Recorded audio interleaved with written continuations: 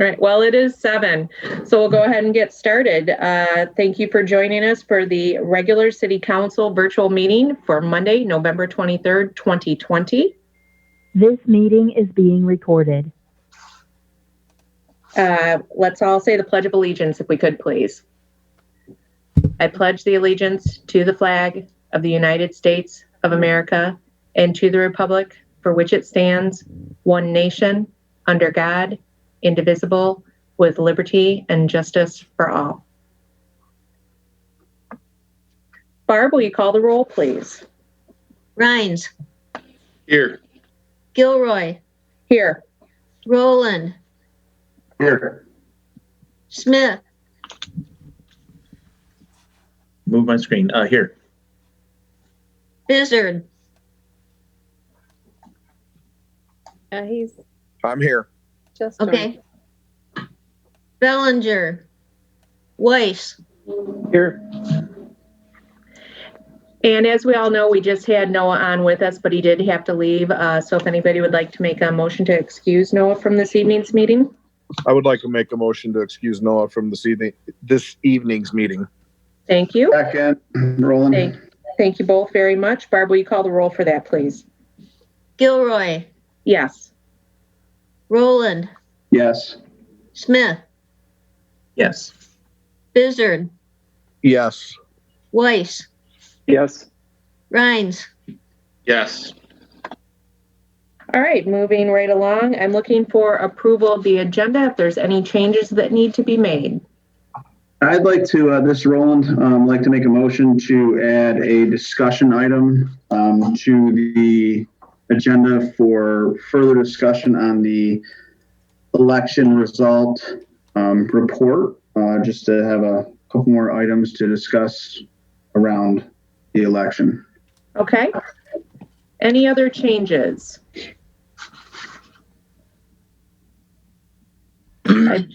I believe we do need to strike the closed session, if I'm not mistaken.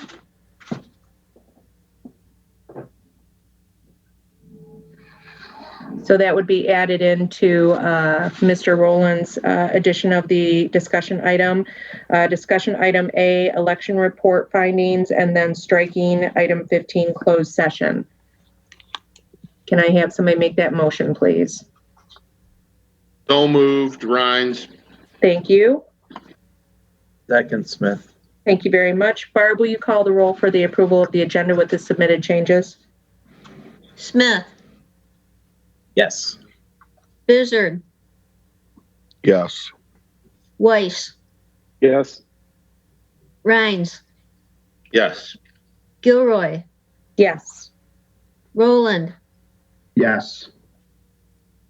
All right, now we have time for audience participation. Have we had anybody join us this evening? No, we have not.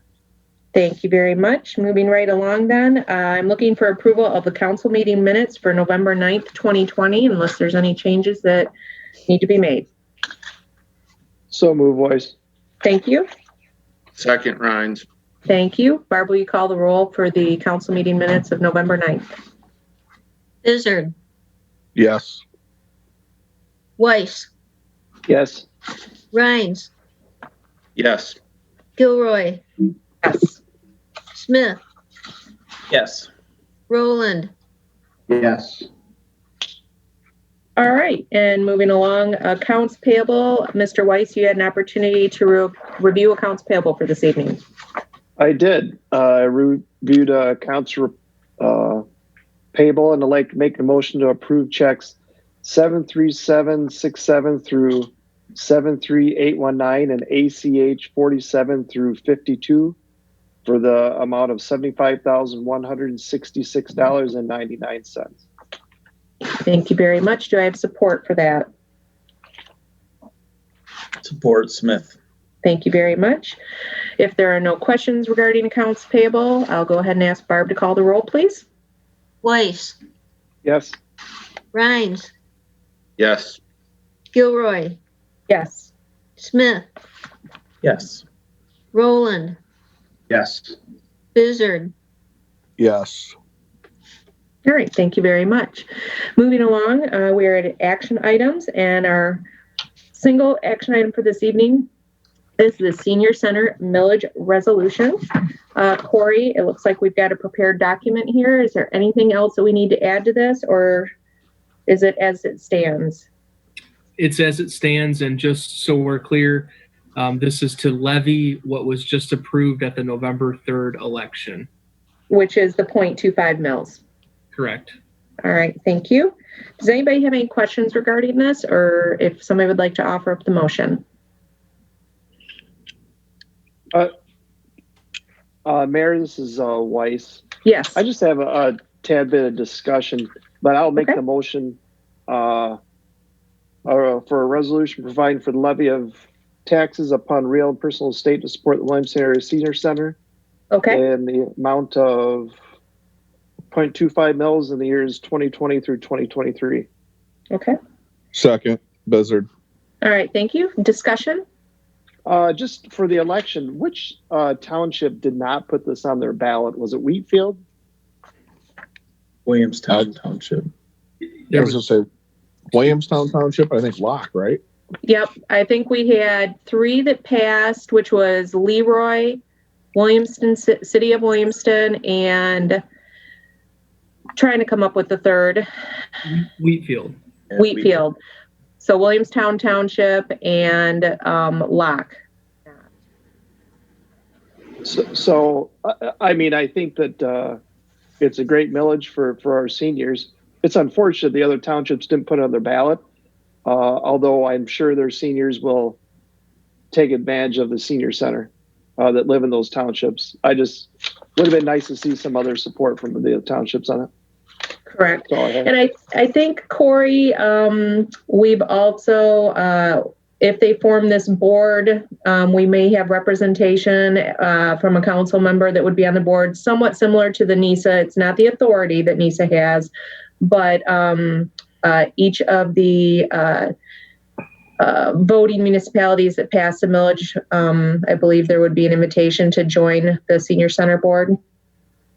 That is correct. That they have Okay. made that known to us, and we do anticipate at our December meeting there will be a contract that outlines how the city disperses funds to the senior center and what sort of accountability there would be for those funds.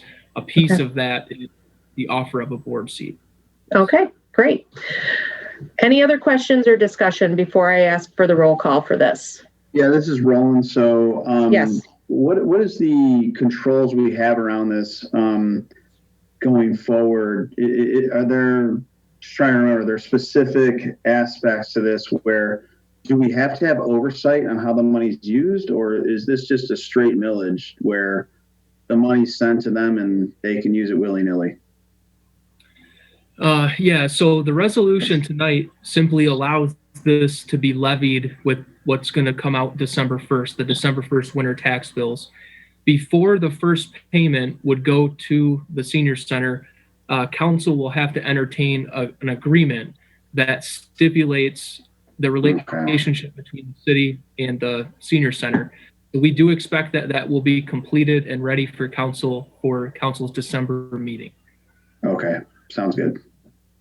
That's perfect. Right. Thanks. Thank you. Just making sure this is totally clear. I know you just mentioned it, but part of that contract is a board seat to a Yes. council member, right? Because I know when they were talking about this in July, they had mentioned that it was just going to be a citizen at large from each municipality, but that is a board member, right? Yes, Or council the way I member. understand it.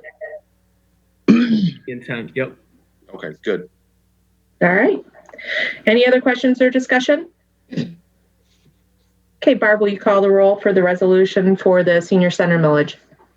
Roland, Yes. Bizzard, Yes. Smith, Yes. Weiss, Yes. Rhines, Yes. Gilroy. Yes. All right, that's the completion of our action items. Now moving along to our discussion items, which was our election report findings. I'm assuming, Jeff, you have some questions.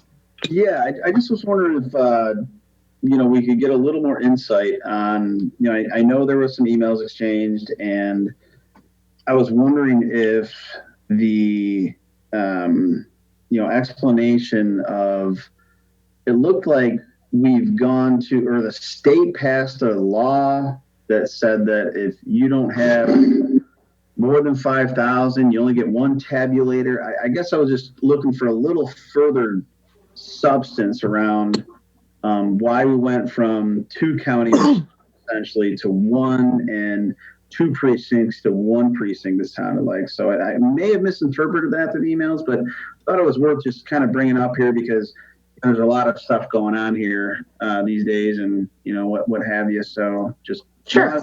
that up to the floor to, whether it was Holly or Corley or whatnot, but that seemed a bit confusing through the email exchanges.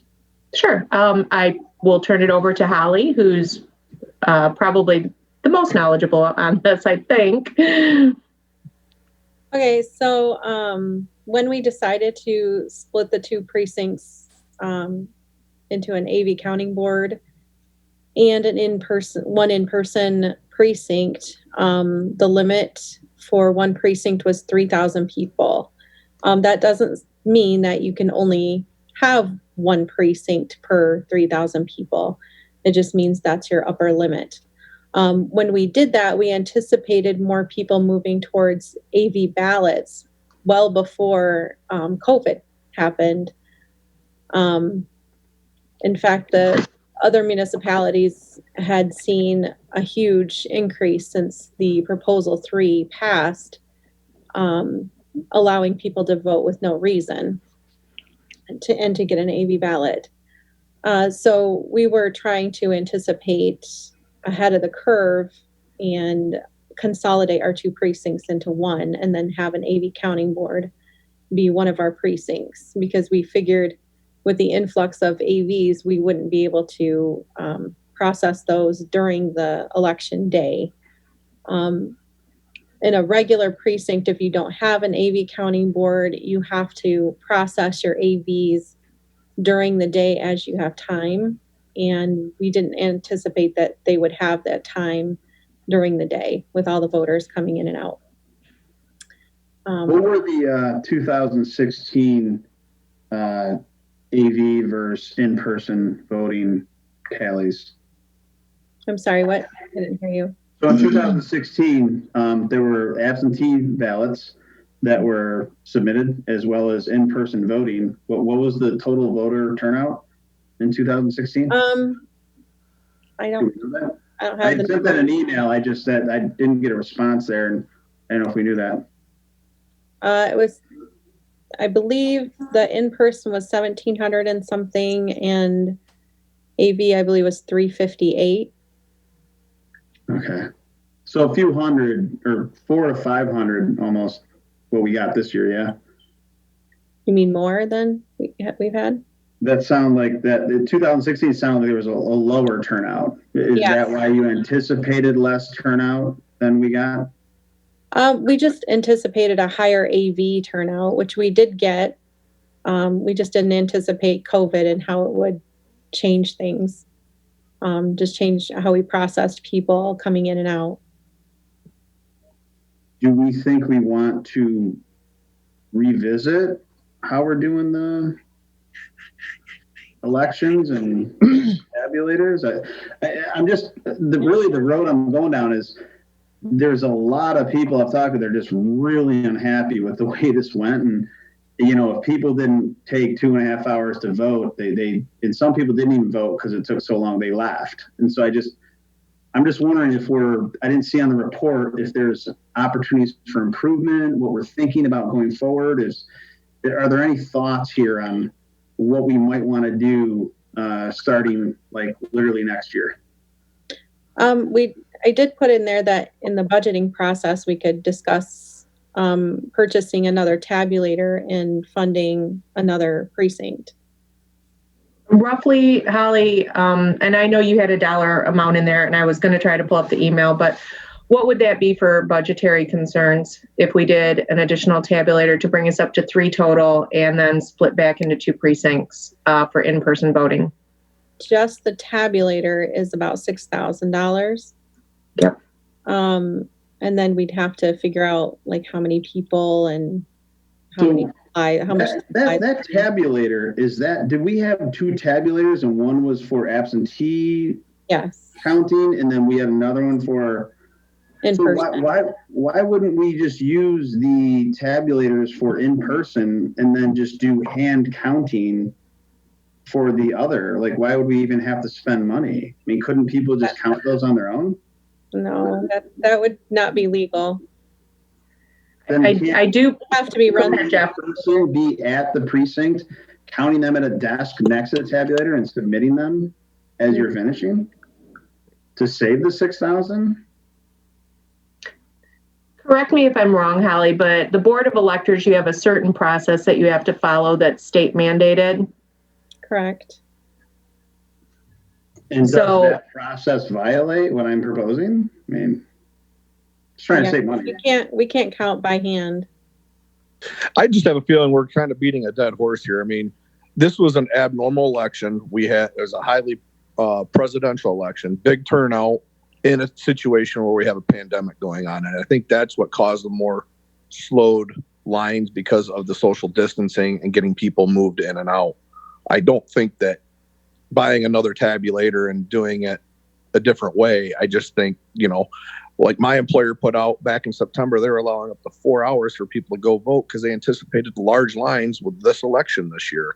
So I think it's going to be different every election, every time. It could be, I and totally get what you're saying, John, but look, in 2016, there were absentee ballots too. We had two tabulators.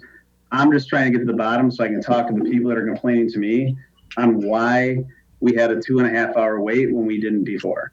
And there weren't that many more absentee ballots. There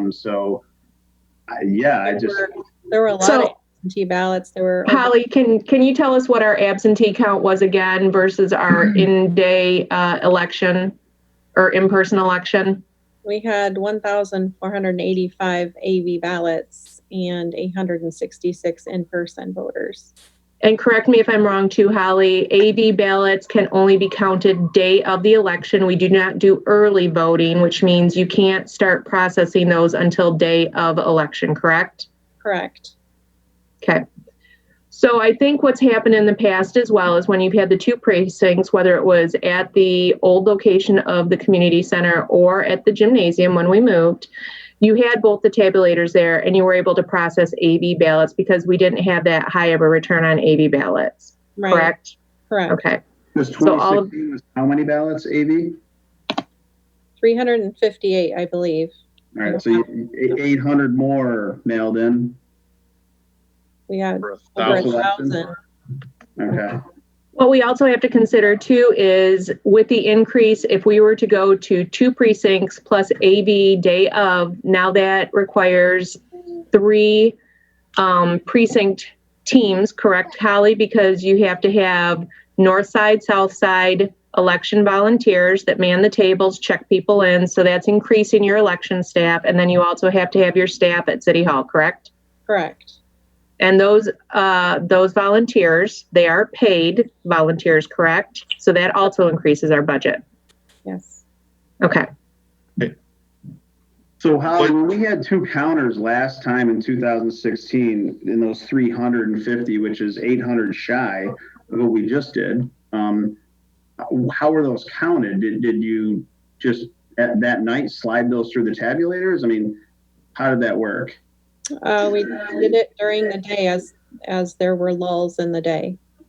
All right, We so didn't have those lulls in the day. okay. I'm just trying to look ahead that if this continues and this is our new norm, that really is a true statement. This is the new norm. I'm just wondering if there's an opportunity for improvement to move it along.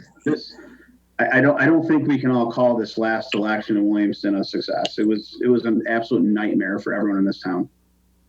I think I would suggest to all council members that if you're getting some serious complaints that certainly we as, we're the council members, the constituents do come to us with their concerns, but we could also, our city staff is very capable of listening to those concerns as well. So if we feel that we can't get the correct answers, we can always advise our constituents to contact City Hall as well. I would like to know if any other council members have received any complaints about the election, because I I haven't heard one thing. One thing I've heard is, yes, there was long lines and people turned away if that was their choice to turn away. The long lines consisted of 6 foot spacing. I mean, that's where I'm at. I don't know. We can go around. I mean, anybody that has taken any personal calls or complaints, raise your hand. I have not. And the only thing that I saw was, like maybe a handful on the Williamston update, social media. That was it. I received no direct contact from constituents. My other thing is, and I'm going to throw this out there, this was a presidential election. I know when we have other elections, local elections, school, whatever, there's never this large of a turnout. I can tell you midterms in 2018, I think, Holly, what did we have? About a 10% return or a 10% voter. I mean, yes, we've never had lines this high. This was a very, contentious election. But when it's midterms, it's off presidential year. We don't have really that high of a voter response, do we, Holly? No, and the ballot was really long too. Yeah. And that's going to be, it's always going to depend on what proposals are out there, who's up for, reelection. You always have the universities are on there every 4 years, I believe. And I don't think they're on midterms, correct, Holly? Like the governors and the trustees. Not that for sure, but I do not think they are. Okay. I think that's a little less. I think obviously we had long lines. There's no getting around the fact that we had long lines, but we were not the only municipality around that had long lines. This was our first major election since we went down to one precinct. The primaries in March and August, I think I waited in line maybe an additional 10 or 15 minutes longer than I normally did, going down to one precinct, which I don't think is, crazy abnormal. We have to do something about it. It was kind of a perfect storm, First time we went down to one precinct, you've got COVID. I don't think, obviously we can look at it, but in 4 years when we have another presidential election, are we going to have a pandemic going on at the same time? And is anticipating doing that worth spending, $6,000 for another tabulator, training more election workers and paying them all that, plus Holly's time going into that? Those are all I'm not saying it's not worth doing that, but those are the questions you have to ask. And I think we have to look at the trends over the next maybe 2 years to see if we do have situations like this on election day, so that we could prepare for 4 years down the road. But it's not just the cost of the tabulators. It's a lot higher cost than what I would anticipate. I would say that we'd probably be hitting 8,000 or higher, just because of, we don't, and that's the tabulator cost today. We don't know what a tabulator would cost us in a year or two if we decided to make that, Also, Holly, correct me if I'm wrong, but before every election, every tabulator you have has to be recertified, and that's close to $1,000 per tabulator, correct? Well, they have to be Tested. So we do have election source come in and test those. And that's all at a cost. Properly, yes.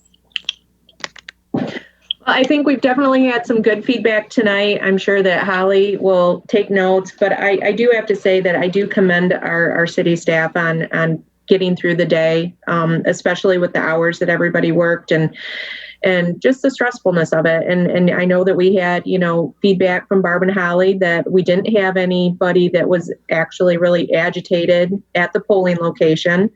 I think they handled it to the best of their abilities, not knowing what exactly was going to happen. So I think this is all good. Continuous improvement is good. And like I said, if we see this trend continue over the next few election cycles, whether it's special election, school board, 2-year midterm, then we take a look at it. Any other final thoughts on that? Okay. This is Roland. The only final thought I have is, and thank you all for indulging me tonight to just have an open, candid conversation about it. I just think that we should always strive to make this process as painless as possible. And I think when we're averaging 2 hours per vote in a town this size, there's got to be something we can do better. That's all I'm saying. So thanks. Absolutely. Thank you. That was a one-time occurrence in my voting in Williamston. This has not become a pattern, I guess, is my point. And if it, as the mayor has said, we need to look at it, but this is not a regular occurrence with our elections with these long wait times. I would echo exactly what Dan said. I thank you all for having a really good discussion on that. And again, we'll watch trends as we go through the next couple years, next couple election cycles. Holly will definitely, let us know if she feels that that's something we need to move towards, and then we can budget appropriately. But great discussion on, what was unprecedented. I mean, I don't think there's any denying that this was unprecedented. And so I think, we handled it to the best of our abilities. And we always look to get better at what we do. Moving along, correspondence received. We did receive the water reliability study. Madam Mayor, don't we have another discussion item? I think that was the only one. No. Correct me if I'm wrong. Okay. I thought we're striking discussion was. No, we struck closed session. Okay. At the end. Misunderstanding. Thank you. No problem. So Scott did get us the reliability study. If you have any questions, I would direct those to Scott. You could probably call or send an email. Holly, I just want to say thank you again so much for everything that you and the Art Council did. We have the press release in here from LEAP and PNC regarding the mural on the side of the bistro as you come north into town right there at Middle Street in Putnam. And that looks great. And I did see that in the paper. So excellent work. Again, always working to improve our city for our residents and our business and the whole entire community. I'll move right into department head reports. Corey, great memo in here. Anything you would like to add?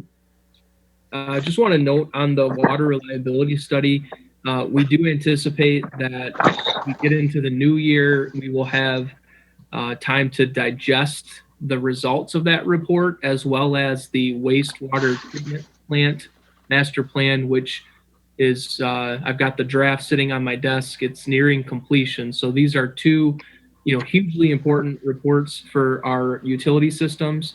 And the intent is to give council some time to digest those once they are in. You've got the first of the two. And my suggestion on the water liability study is there's a lot of attachments in the appendix, is to focus primarily on the narrative section and some of the initial 20, 30 pages. That's where I would say, if you're kind of opening that and wondering where to start, that's where I would encourage you to start. And we look forward to diving into those in the new year. Thank you, Corey. Any questions for Corey regarding his report before I move on to Chief? Yeah, All right. Yeah. Oh, sorry. Go right ahead. Hey, Corey, it just popped into my mind. I know we had discussion about past due water bills and the recovery process of people that were past due. How did that, did we ever recover some of our past due delinquency, or is that ongoing? So when the COVID pandemic first hit, we did pause all penalty and shutoffs. Council made an action a couple months back to start penalties again. However, we have not yet resumed shutoffs. The executive order that preempted us was declared unconstitutional, or at least the authority from which it was derived was declared unconstitutional. But we have not brought in, and that's something that we talk about on a every couple week basis. But with need for water and this latest shutdown in the last week, we've not brought that forward yet. Okay, thank you. All right. Thank you. Chief, you're here with us. Yeah. And I actually have an item to talk about tonight. And All right. I'm pleased that to introduce the newest member of the Williamston Police Department, Dane Bond. And it was his first day, a young graduate from Washington Police Academy. And so for the first time in a long time, the Williamston Police Department is fully staffed. Since the council encouraged us to go towards a full-time department, there's been like a couple months at a time we've been at, but then somebody left. And so it's exciting to me at this point in time to have fully staffed police department. Wonderful. Thank you, Chief. Appreciate that. And welcome to Dave. I'm sure we'll see him out and about. Yep. Excellent. All right. I will go around the board for anybody have any committee, subcommittee reports that they'd like to share? Just on NISA. Yes. They did have one in-person meeting. However, we felt it was best that it goes back to virtual meetings as long as the legislature allows it for safety of the NISA staff. But they've been very busy with especially ambulance runs. So just support your NISA staff. They're doing a great job, and meetings have been going well virtually. Great. Thank you very much. Anybody else need to add anything? Planning Commission's been super busy. Corey's got a lot going on there with the zoning and everything. Of course, all that's going to come to council, but it's encouraging to see the direction everybody's kind of headed, and I think it's going to be great for the city. Excellent. All right. Holly, did we have anybody join us for audience participation? We did not. Okay. I'll move around the board for council member comments then. I'll start with Mr. Smith in the top row.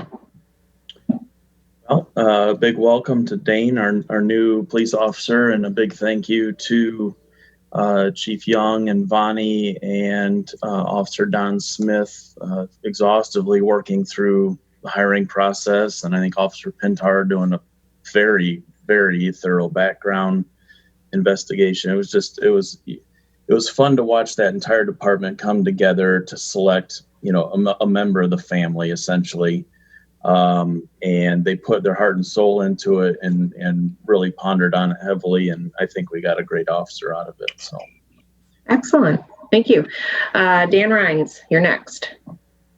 I want to go back real quick to Corey's report. I had one quick question. In your DDA portion of that, you mentioned the video advertising that the DDA approved for downtown. Can you tell us a little about that? Yeah, I will try briefly. So historically, the DDA had purchased a holiday commercial advertisement through WLNS media.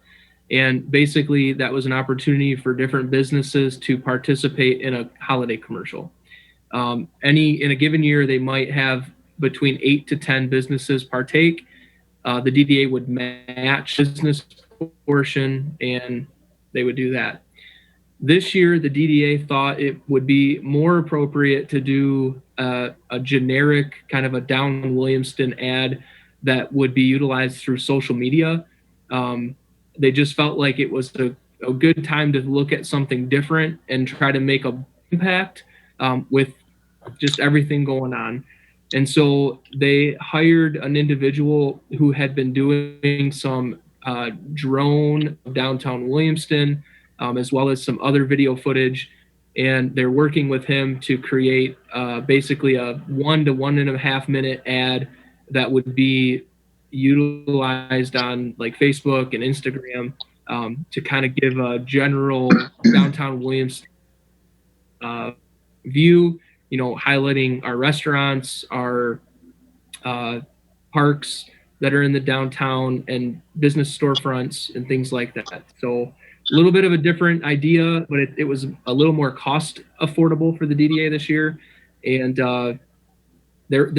this board is big on really rethinking the traditional media hits with like TV and print, and trying to focus a little bit more on did. Sounds great. Thanks, Corey. All right. Moving right along, I've got Jeff Weiss. The mural that's on the bistro got a lot of good press, and that was awesome. And the mural that has been painted on the side of Will Long's business looks really nice by the former Red Cedar Grill. So all those murals look great, and I hope we get more of them. They look awesome. Thanks. Absolutely. Jeff Rowland. Thanks, Tammy. And again, thanks everyone for the indulgence on the extra discussion item tonight. Just again, looking to help everybody out and make things more efficient if we can. But if not, it is what it is. We got to deal with the process. So thanks. Absolutely. Thank you, Jeff. John Bizzard. Yeah, I believe this is my last meeting before the new council takes its seat. I wanted to thank everybody for the opportunities you've given me, and it's been fun serving. And I wish you all the best here in the near future. And I know you have an open seat you'll have to appoint, and I hope you get some good qualified candidates for that. So I would like to extend my thank yous to both Councilman Rowland and Councilman Bizzard for your service to City Council, to the community, the residents, the businesses. It's always good to have a strong council, and you both have been exceptional members. I'll miss having both of you on council. So don't forget, future boards, if we have some seats available. And John, you are correct. We do have one seat that will come open that will work in December to put that posting out there to receive applications so that hopefully we can get somebody seated in January. I'd like to welcome Tom Pratt. He's with us. He was elected as one of the 4. And so his first meeting will be in December. So we look forward to having you join us online and hopefully face-to-face, after the new year. So welcome. And, I did an article in the Enterprise this past weekend. I'm not sure if you guys saw it, but it was just kind of my reflections on how our city has made it through this whole epidemic over the past pandemic, past 8, almost 10 months, and just the positive aspect of it, that we have really survived as a municipality, as a community, with our businesses, with our residents, with all of the changes that we've had to face. So if you didn't get a chance to read it, let me know. I've got some copies. I'll scan it and send it to you. But we've overcome obstacles this year, and I'm very proud of all the work that we've been able to do as far as our Zoom meetings, our city staff, working remotely, alternating days so that they can be safe in city offices. Our DPW, our WPD, still getting out there doing everything that they can do daily. So I just want to say thank you to all of you. And, with December brings new council members, but we won't forget about you, Jeff or John, and your contributions. And I do appreciate it. Thanks, Tammy. Absolutely. So with that, I will go ahead and call to adjourn this meeting at 7:38. Thank you very much for being here this evening, everybody.